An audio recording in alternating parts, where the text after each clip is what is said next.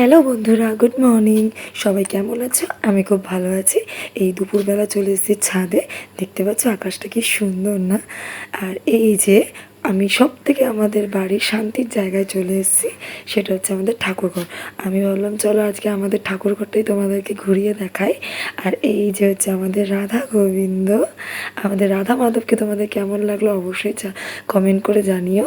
এই যে পঞ্চতত্ত্ব আর বজরংবলীও আছে, আর দুটো ফুলদানি দিয়ে আমি সুন্দর করে সাজিয়েছি যে আমাদের মা লক্ষ্মী। আর এই যে ঠাকুরের বেদিটা তোমরা দেখতে পাচ্ছ, এটা না আমি নিজের হাতে ড্রয়িং করে এর ডিজাইনটা দিয়ে দিয়েছিলাম, আর আমার শাশুড়ি মা মিস্ত্রি ডেকে সেরকম ডিজাইনেরই বানিয়েছে।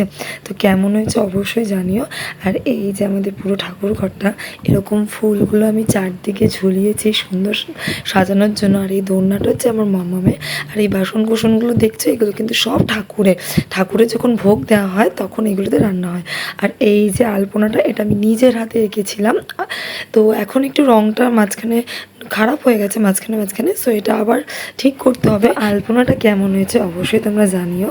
আর এটা ভাবছি দুর্গাপুজোর আগেই আবার একটু নতুন করে কালার করে সুন্দর করে করব।